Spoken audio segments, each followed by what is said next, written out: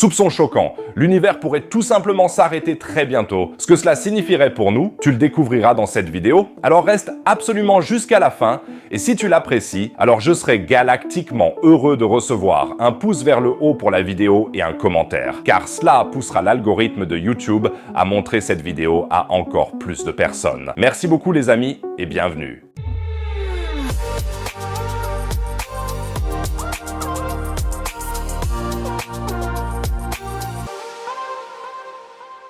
Le début de l'univers est relativement peu contesté par les cosmologistes. On suppose que le cosmos a commencé dans une singularité. Tout ce qui existe, tout ce dont sont faites les étoiles et les planètes, tout ce dont vous êtes fait, était donc en principe comprimé dans un tout petit point, et à côté de ce point, il n'y avait rien. L'espace n'existait pas encore, et pour des raisons mystérieuses, ce point a soudainement commencé à s'étendre. Il n'y a pas vraiment eu d'explosion ou de bang. Le terme Big Bang a été inventé à l'origine pour ridiculiser le découvreur de la théorie du Big Bang, le physicien et prêtre belge Georges Lemaître. Ha toi, avec ton stupide Big Bang plein de cringe. Mais Lemaître a eu raison et aujourd'hui, la théorie du Big Bang est la référence en matière de cosmologie et est largement considérée comme prouvée, mais la certitude finale fait défaut. Car il n'est pas possible de regarder en arrière jusqu'au Big Bang. Il est possible que le télescope James Webb apporte des informations révolutionnaires sur l'univers primitif, car il permettra de remonter dans le temps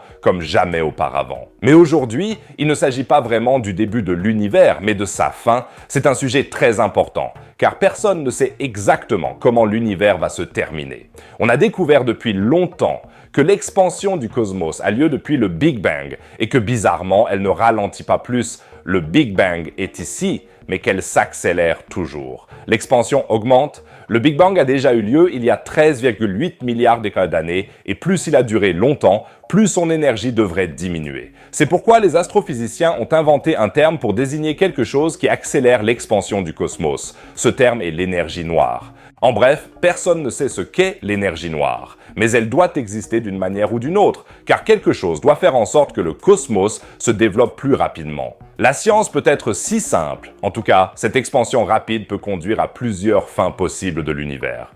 Le scénario le plus probable est qu'à un moment donné, le cosmos est tout simplement si grand qu'il se déchire. C'est ce qu'on appelle la grande déchirure. Ou bien, à un moment donné, l'énergie noire est devenue si gigantesque qu'elle s'est infiltrée même dans les plus petites structures et que le cosmos est de facto gelé, c'est le grand gel.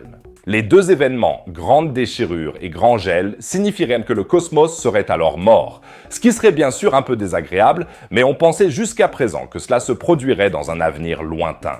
Jusqu'à présent, car voici une nouvelle effrayante. L'expansion du cosmos pourrait s'arrêter beaucoup plus rapidement, en un instant à l'échelle cosmique. Ok, peut-être pas si vite, mais très bientôt. Cosmin Andrei, de l'Université Prince aux États-Unis, a créé quelques modèles théoriques sur l'expansion de l'univers. Dans ses résultats publiés, que je t'ai mis en lien sous la vidéo, il dit: l'univers est destiné à passer par une série de transitions douces. L'expansion accélérée actuellement observée cessera. Bientôt, l'expansion s'arrêtera complètement et l'univers passera à une phase de lente contraction.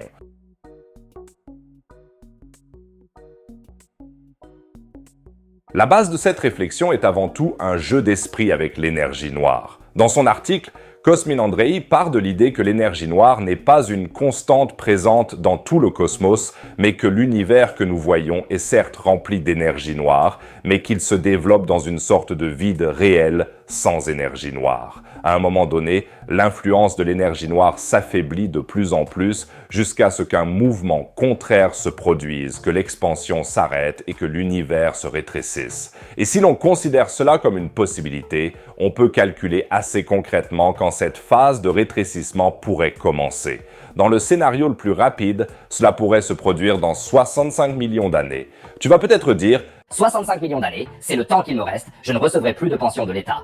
Mais du point de vue cosmique, c'est une période extrêmement courte. Il y a 65 millions d'années, les dinosaures Nxeodan se sont éteints en masse. Notre planète a déjà entre 4 et 5 milliards d'émoules d'années, donc 65 millions d'années est une période terriblement courte pour l'inversion de l'expansion cosmique. Et la question est de savoir quel serait l'impact sur nous si l'espace se réduisait soudainement au lieu de croître.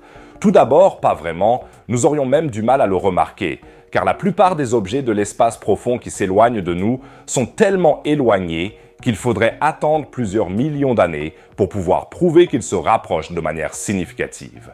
Et les objets qui sont plus proches de nous, comme la galaxie d'Andromède que tu vois ici, ne s'éloignent pas du tout de nous parce que leur force de gravité est si forte qu'elle dépasse l'expansion cosmique. Dans le cas de la galaxie d'Andromède, cela signifie que nous nous rapprochons les uns des autres et qu'elle fusionnera avec la Voie lactée dans un avenir lointain. Ces objets proches ne permettent donc pas de confirmer ou d'infirmer la déclaration sur l'expansion cosmique. Si l'on pense maintenant à très long terme, ce qui ne peut pas faire de mal, cela ne serait pas forcément à notre désavantage si l'expansion s'inversait. En effet, à l'heure actuelle, chaque seconde qui passe réduit rapidement nos chances d'atteindre des galaxies très éloignées. Car plus elles s'éloignent de nous, plus il devient difficile de les atteindre. Et si cette tendance s'inverse, certaines galaxies finiront peut-être par arriver à notre portée. Dans quelques centaines de millions d'années. Maintenant, j'ai une idée complètement farfelue. Supposons que le raisonnement de Cosma-Andrei se vérifie et que le cosmos commence à rétrécir dans un court laps de temps. Cela ne pourrait-il pas être une réponse au paradoxe de Fermi, au moins à l'échelle intergalactique? Imagine une civilisation extraterrestre extrêmement avancée dans une galaxie lointaine, dont les idées et les projets s'étendent sur de très longues périodes. Ces extraterrestres veulent coloniser une nouvelle galaxie, la Voie lactée, prendre possession de toutes les planètes qui s'y trouvent et exterminer toutes les créatures intelligentes rivales. Ce qui ne serait pas très sympa. Ces extraterrestres font maintenant un calcul simple. Nous pourrions partir maintenant avec notre flotte géante et nous devrions utiliser une quantité incroyable de ressources pour couvrir la distance. Ou bien, nous attendons encore 100 millions d'années jusqu'à ce que le rétrécissement du cosmos nous ait automatiquement rapprochés. Imagine par exemple que tu veuilles partir en vacances en Australie, mais que tu saches que l'année prochaine, l'Australie sera juste à côté de chez toi en raison de la dérive très rapide des continents. Alors tu dirais peut-être, ok, alors j'attendrai l'année prochaine pour partir en vacances jusqu'à ce que l'Australie soit à côté de chez moi. Je dois vraiment trouver de meilleures comparaisons. En d'autres termes, la solution du paradoxe de Fermi en termes intergalactiques, c'est-à-dire la raison pour laquelle nous n'avons pas encore découvert d'extraterrestres venant de l'extérieur de la Voie lactée, pourrait être que nous sommes actuellement dans une phase d'expansion du cosmos, mais que les extraterrestres savent que la phase de contraction commence très bientôt et qu'ils attendent tout simplement jusque-là. C'est un peu tiré par les cheveux, je sais, mais c'est intéressant d'y réfléchir.